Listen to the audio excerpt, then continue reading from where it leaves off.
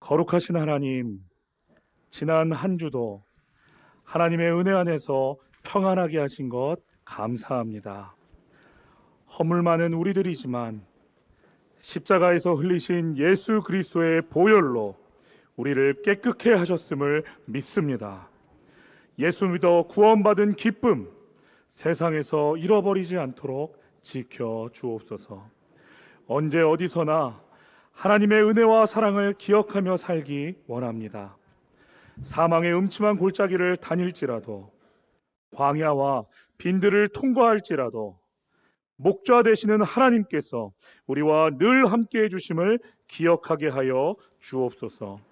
곳곳에 흩어져 있는 성도들을 위해 기도합니다. 군대와 객지, 외국에 머무는 이들, 치료 중인 환자들, 하나님께서 능력의 오른손으로 붙잡아 주셔서 평안과 회복의 감동이 있게 하옵소서.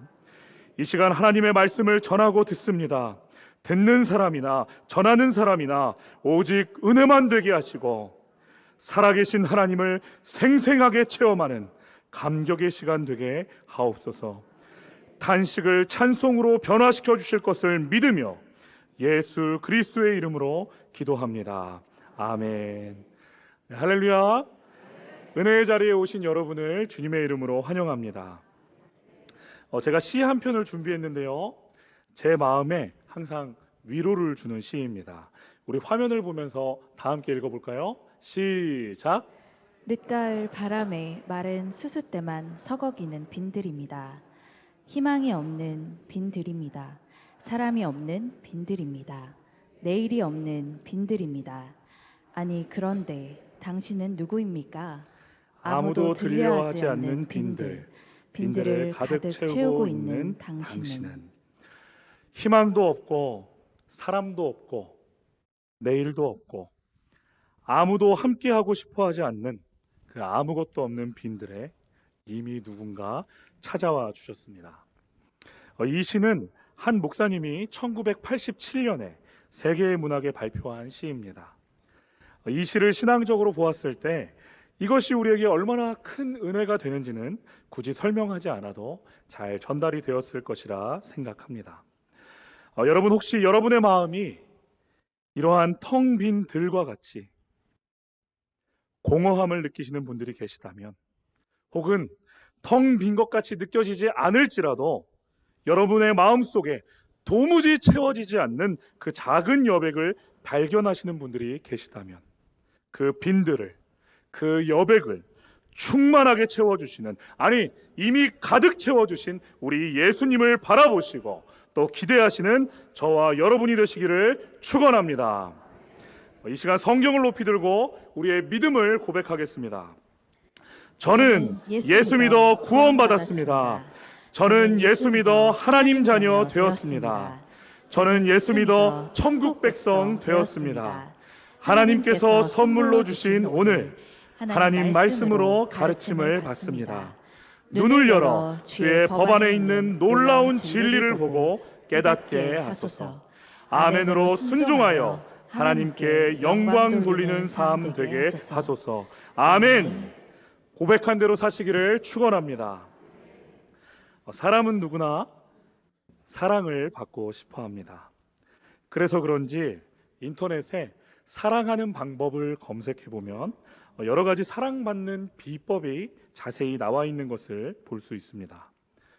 그런데요, 그러한 모든 글들을 다 살펴보면 결국 공통적으로 보여지는 하나의 현상이 있는데, 그것이 무엇인가? 바로 상대방에게 많은 시간과 노력을 기울여야 한다는 것이죠. 즉, 내가 사랑받을 만한 행동을 해야 사랑을 받을 수 있다는 것이고, 그렇지 못하다면 사랑을 잃어버릴 수밖에 없다는 것입니다. 사랑을 받기 위해선 사랑을 받을 만한 조건이 필요하다는 것이죠. 얼굴이 예뻐서 사랑하게 된 사람은 나이가 들어 얼굴이 쭈글쭈글해지면 사랑을 잃어버리게 되는 것이고, 무엇인가의 특별한 매력을 느껴서 사랑을 하게 되었다면 그 매력이 사라지게 되었을 때, 그 사랑의 조건이 사라졌을 때 사랑을 잃어버릴 수밖에 없다는 것입니다. 그런데 여러분, 만약 사랑이라는 것이 정말 이러한 논리라면 우리는 우리 자신에게 이렇게 물어봐야 합니다. 따라해 볼까요? 나는 하나님께 사랑받을 만한 행동을 했었는가? 다시 한번 하겠습니다. 나는 하나님께 사랑받을 만한 모습이 있었는가? 여러분, 우리는 하나님께 사랑을 받을 만한, 사랑받아 마땅한 그런 존재가 아닙니다. 하나님의 말씀 성경은요, 인간의 모든 행동에 대하여 이렇게 증언하고 있습니다. 우리 로마서 3장 23절 다 함께 읽겠습니다. 시작. 모든 사람이 죄를 범하였음에 하나님의 영광에 이르지 못하더니. 따라하겠습니다. 모든 사람이 죄를 범하였음에 하나님의 말씀 성경은요, 모든 사람, 즉 우리 모두가 하나님 앞에 죄를 범한 죄인들이라고 분명하게 기록하고 있습니다. 우리가 죄인이라는 겁니다. 하나님 앞에서, 사람 앞에서 나는 죄가 없습니다, 회개할 것이 없습니다, 부끄러운 것이 없습니다, 이렇게 말할 수 있는 사람이 단 한 사람도 없다는 것이죠. 그래서 신앙의 모범이라고 할 수 있는 사도 바울도, 성 어거스틴도, 성 프란시스도 자신들을 일컬어 죄인 중에 괴수요, 망할 자요, 죄 덩어리라고 고백하고 있는 것입니다. 그래서 우리 예수님께서도요, 이 땅에 오셔서 첫 사역을 시작하시며 이렇게 말씀하시는 거죠. 회개하라, 천국이 가까이 왔느니라. 회개하라고 우리들에게 말씀하시는 것입니다. 여러분, 이 세상 그 누구도 이 죄의 문제에 대해서 예외가 될 수는 없습니다. 하나님께 사랑을 받을 만한 조건을 가진 사람이 아무도 없다는 것이죠. 그런데요, 그럼에도 불구하고 우리 하나님께서는 오늘 본문 가운데 이렇게 말씀하십니다. 우리 오늘 본문 요한복음 3장 16절 다 함께 한 목소리로 읽겠습니다. 시작.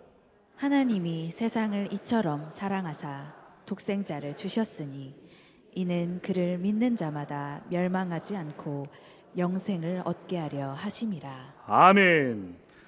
하나님께서는요, 우리들 한 사람 한 사람이 사랑받을 무엇인가를 하지 않았음에도 불구하고 죄인된 우리들을, 세상적 가치에 매몰되어 살아가고 있는 우리들을 사랑한다고 고백해 주십니다.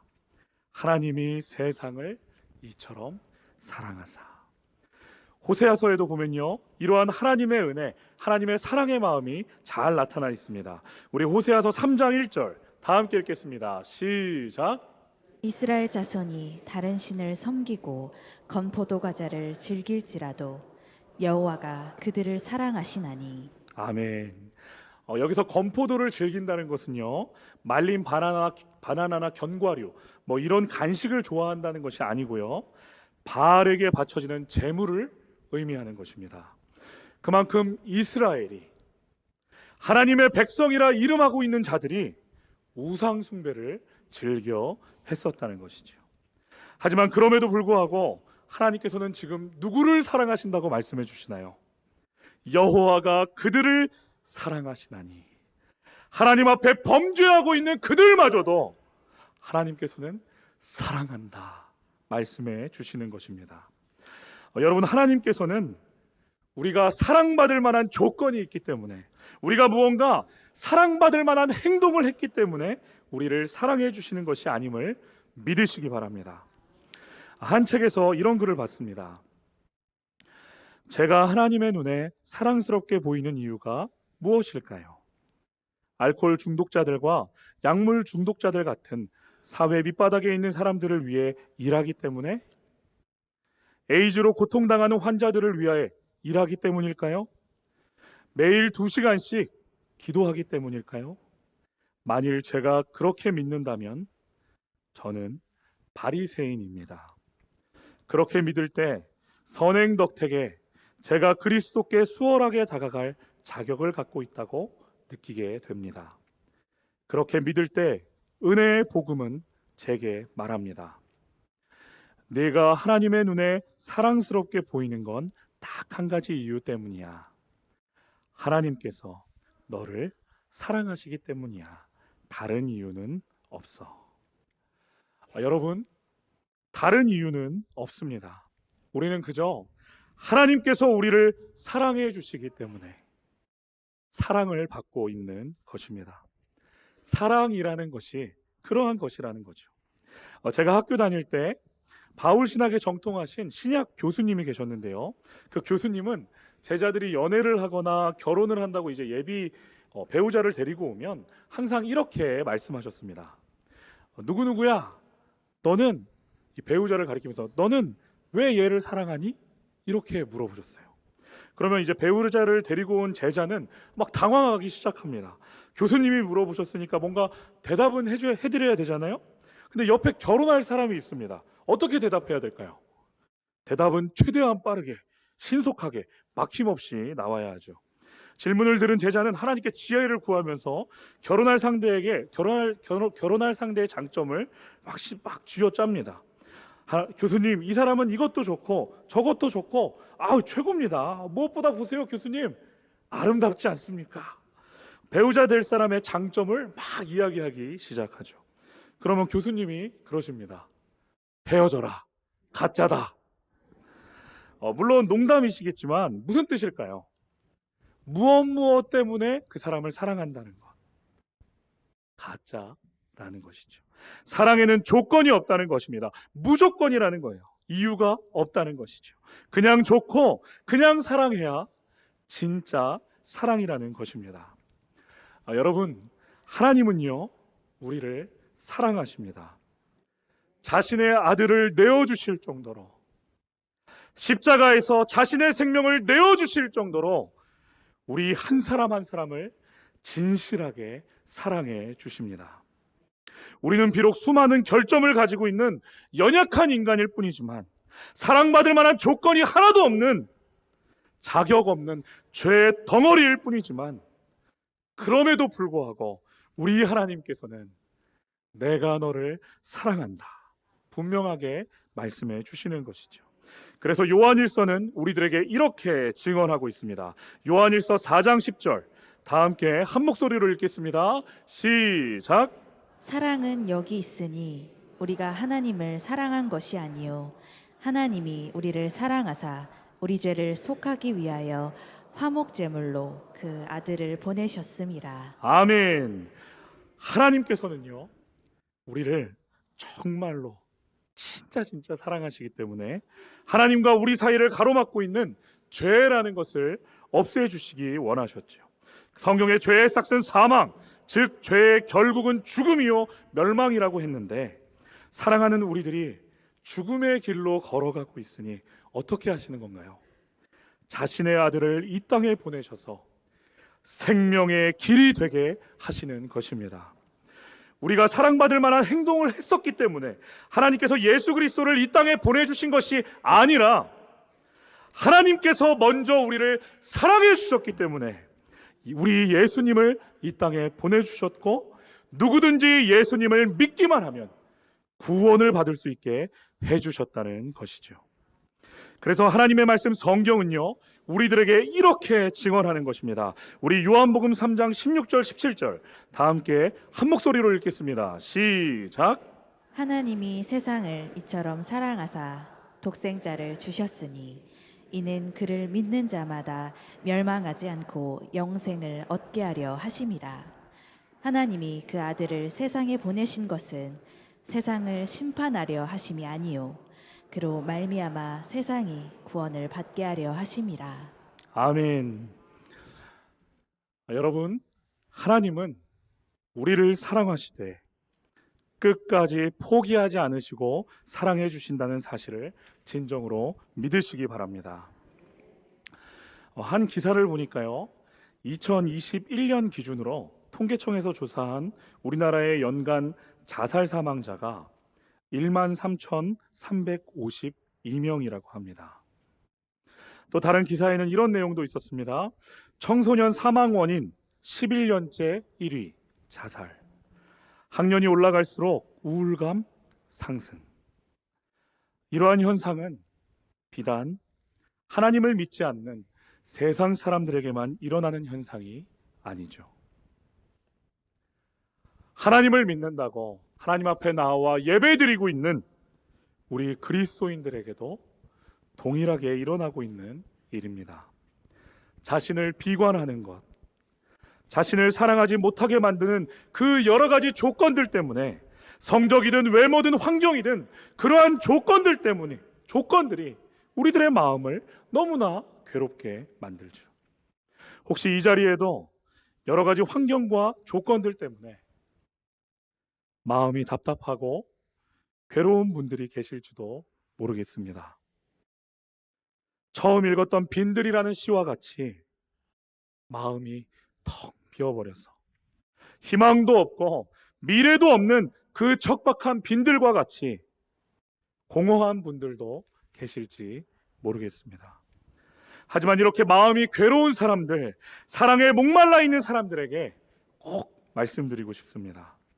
여러분, 하나님은 여러분을 사랑하십니다. 마음이 답답하고 괴롭고 힘이 드는 그 사람, 하나님께서 그 사람을 사랑하십니다. 우리는 늘 이 말씀을 머리로는 이해하지만 가슴으로는 받아들이지 않는 것 같습니다. 하나님의 사랑이 정말 이 가슴에 느껴지지 않기 때문이죠. 그런데 정말 이 말씀이 우리 가슴 속에 확신되어진다면, 하나님이 나를 사랑하신다는 그 말씀이 정말 우리 가슴에 확신되어진다면 우리의 마음의 상태는 완전히 달라지게 될 것입니다. 저는 모태신앙으로 자랐고 초등학교 때부터 목사님이 되는 것이 꿈이었습니다.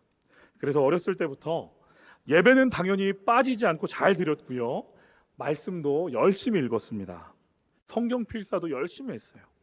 심지어 고등학교 때에는 매번은 아닐지라도 담임 목사님이 설교하시면, 감독님이 설교하시면 집에서 인터넷으로 다시 들으면서 이제 필사를 하기도 했습니다. 저도 감독님처럼 설교를 잘하고 싶은 마음이 있었던 거죠. 이렇게 열심히 신앙생활을 했지만 제 삶이 늘 하나님의 은혜로 충만했던 것은 아니었습니다.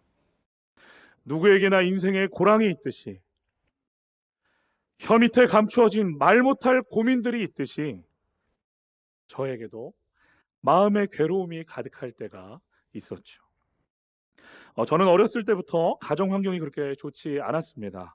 누구에게나 그렇듯 여러 가지 집안에 있는 그 문제들 저도 가지고 있었죠. 경제적으로 넉넉하지 못한 환경이었습니다. 초등학교 때는요, 반지 하방에 살았었는데요, 어느 날 학교 끝나고 이렇게 집으로 돌아와 봤는데 전기가 끊어진 거예요. 전기랑 가스가 다 끊어져 있었습니다. 너무 무섭더라고요. 제가 그때 초등학교 2, 3학년이었는데요 저희 어머니가 일을 하고 계셨어요. 그래서 어머니께서 일을 마치고 돌아오시면 저녁 한 9시, 10시가 되는 그런 상황이었습니다. 근데 반지하에 사셨던 분들은 다 아시겠지만 오후에 빛이 들어오는 상황에도 불을 켜지 않으면 어둡습니다. 혼자 있기에 어린아이 같은 경우에는 무서울 수 있어요. 저도 무섭더라고요. 그래서 가까운 근처 놀이터에 앉아서 해가 지는 노을도 바라보고 어두워지면 이제 별도 바라보면서 어머니가 돌아오실 때까지 이렇게 시간을 보낼 때도 많이 있었습니다. 그런데요, 이러한 것들이 대학교에 올라오면서 폭발해 버렸던 것 같습니다. 초등학교 때는요, 이런 삶의 문제가 중학교에 올라가면 뭔가 바뀔 줄 알았습니다. 중학교 때는요, 고등학교에 올라가면 무언가 조금 변화할 줄 알았어요. 고등학교 때에는 대학에 가고 성인이 되면, 나도 이제 성인이 되면 제 삶에 무슨 큰 변화가 일어날 것이라는 허무맹랑한 희망을 제가 가지고 있었습니다. 하지만 막상 고등학교를 졸업하고 보니 성인이 되었음에도 불구하고 제 삶의 모습은 아무것도 바뀌는 게 없다는 현실을 깨달았죠. 여전히 경제적으로는 어려웠습니다. 여전히 가정에는 문제가 많이 있었습니다. 심지어 없던 문제까지 그때 생겨서 대학생이 된 저를 압박하기 시작했습니다. 너무 괴로워서 어찌할 바를 모르겠더라고요. 정말 고통스러운 시간이었습니다. 한 번은 너무 답답한 나머지 한밤중에 목적지도 없이 그냥 밖으로 막 나갔어요. 이 답답한 마음을 해소하고 보자 그냥 정처 없이 거리를 막 걸었습니다. 그리고 그 당시 저는 새벽에 신문을 돌리면서 이제 학교를 다녔었는데요. 한 3시쯤인가? 새벽 3시쯤인가에 신문을 돌리다가 너무 답답한 거예요. 그러니까 이게 해소가 안 되니까 그 새벽 3시 정도에 갑자기 으악 하고 소리를 한번 크게 질렀습니다. 좀 답답함이 해소될까 하고. 근데 새벽 3시였잖아요. 제가 으악 소리 지르니까 주변에 아파트에서 갑자기 불이 다다닥 켜지더라고요. 그래서 막 급하게 정신을 번쩍 차리고 도망갔던 기억이 있습니다. 아무리 거리를 돌아다녀도 막막함에 소리를 질러봐도 여전히 제 마음은 꽉 막힌 것처럼 답답했습니다. 혹시 여러분도 이런 시간이 있지는 않으셨습니까? 하나님을 믿는다고 교회에 나와 예배는 드리지만, 찬양하고 말씀을 듣고 봉사를 하고 있지만, 좋은 믿음을 가진 것 같아 보이지만, 여전히 문제가 가득한 나의 삶의 모습을 바라봤을 때 한숨 쉬며 낭망하고 괴로워한 적이 있지는 않으십니까? 제가 그랬습니다. 그런데요, 그렇게 답답하게 하루하루를 살아가던 중 어느 날 학교 도서관에 공부하기 전에 이제 성경을 펴서 탁 읽고 있는데요. 신학교 다닐 때였습니다. 성경을 펴서 탁 말씀을 읽고 있는데 요한복음의 말씀 하나가 제 가슴에 팍 박혔습니다. 예수님께서 십자가에 달리시기 전 최후의 만찬 자리에서 제자들에게 하신 말씀이었는데요. 우리 요한복음 15장 13절 우리 다 함께 한 목소리로 읽겠습니다. 시작. 사람이 친구를 위하여 자기 목숨을 버리면 이보다 더 큰 사랑이 없나니. 사람이 친구를 위하여 자기 목숨을 버리면 그것보다 더 큰 사랑이 없나니. 이어서 15절에 이제는 너희를 종이라 하지 않고 친구라고 불러주시겠다는 그 예수님의 말씀이 제 마음의 문을 마구 두들기기 시작했습니다. 평소에는 그저 스쳐 지나가는 말씀이었고요. 별 감흥 없이 그냥 읽어내리던 그저 그런 말씀이었습니다. 하지만 그날은 이 말씀이, 나를 친구라 불러주신다는 그 예수님의 말씀이, 사람이 친구를 위해 자기 목숨을 버리면 그것보다 더 큰 사랑이 없다고 하시면서 십자가를 지셨던 그 예수님의 사랑이 제 마음에 꽉 박히면서 눈물이 주르륵 흘려내리기 시작했습니다. 그리고 제 가슴에 확신이 가득 들어차기 시작하는데요. 아, 예수님이 정말 나를 사랑하시는구나. 정말 예수님께서 자신의 목숨보다 나를 더 사랑해 주셨었구나. 이것이 머리가 아니라 가슴으로 믿어지기 시작했습니다. 그랬더니요, 가슴 속에 기쁨이 흘러 넘치는데요, 주체할 수가 없는 거예요. 은혜가 쏟아져 들어온다는 것이 이런 거구나. 그때 알게 되었습니다. 여전히 제게 주어진 가정의 문제는 동일했습니다. 어려웠어요. 경제적인 문제는 여전히 저를 힘들게 하는 상황이었습니다. 문제는 하나도 바뀌지 않았었습니다. 여전했어요. 하지만 저에게 바뀐 것이 하나 있었습니다. 무엇이었을까요? 하나님의 말씀을 마음에 새긴 제가 바뀌게 되었습니다. 하나님의 사랑을 체험한 제가 바뀌게 되었던 것이죠. 나를 사랑하신다는 그 하나님의 말씀이 정말 제 마음에 진실로 믿어지게 되니까 저는 다시 일어날 힘을 얻게 되었고, 제 마음과 살아가는 삶의 모습, 그리고 세상을 바라보는 시선이 완전히 바뀌게 되는 것을 제가 경험하게 되었습니다. 저는 이때 경험했던 그 하나님의 사랑 때문에 지금 이 자리에 있을 수 있었습니다. 2006년 신학교에 입학하고 2016년 아니고요, 2006년입니다. 2006년에 신학교에 입학하고 여러 가지 신학을 포기해야만 하는 그런 상황과 조건들이 있었지만 이때 경험했던 그 하나님의 은혜가, 이때 체험했던 그 예수님의 사랑이 제 마음을 굳건하게 지켜주셨기 때문에, 그 사랑이 나를 붙잡아 주셨기 때문에 이렇게 다시금 하나님의 전으로 돌아와 성전 문지기라도 줬사오니 고백하며 목회자가 될 수 있었습니다. 여러분, 하나님의 사랑이 정말 우리 가슴 속에 느껴진다면요, 머리로만 이해하는 것이 아니라 정말 우리 가슴에 하나님이 나를 사랑하시는구나, 이것이 느껴진다면, 그 사랑이 정말 진실로 우리 마음에 체험되어진다면 우리는 어떠한 상황과 환경 가운데서도, 어떠한 인생의 고랑 속에서도 살아갈 힘을 얻을 수 있고 우리의 삶은 새롭게 변화될 수 있음을 믿으시기 바랍니다. 여러분, 우리는 연약하고 허물 많은 죄인입니다. 우리 중 누구도 하나님께 사랑받을 만한 조건을 가진 사람이 없습니다. 하지만 하나님은요, 이렇게 부족한 우리들을 먼저 사랑해 주셨습니다. 실패하고 좌절하고 낭망하고 넘어져 엎드려 우는 저희들을 먼저 사랑해 주셨습니다. 무조건적인 사랑으로 우리를 위해 독생자 예수 그리스도를 이 땅에 보내주셨습니다. 한 주간 이 놀라운 하나님의 사랑을 꼭 기억하시고 머리가 아닌 가슴으로 확신하여서 인생의 고난과 문제들 속에서도 나를 사랑하시는 하나님을 믿음으로 승리하며 살아가시는 복된 삶의 주인공 되시기를 축원합니다. 기도하겠습니다. 사랑의 하나님, 인생의 고난 속에서도 우리를 향한 하나님의 조건 없는 사랑을 다시 한번 기억하게 하시고 마음에 새기게 하시니 감사드립니다. 이 시간 자신을 비관하거나 마음 가운데 낭망이 자리한 이들이 있다면 성령 하나님 함께하여 주시고 하나님의 사랑을 기억하게 하심으로 다시 일어날 힘과 새 마음을 허락하여 주옵소서. 이 시간 정성과 마음을 모아 하나님께 예물을 드립니다. 하나님께서 받으시고 하늘 상급으로 갚아 주옵소서.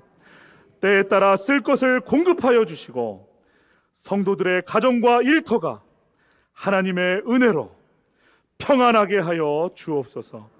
예수 그리스도의 이름으로 기도합니다. 아멘.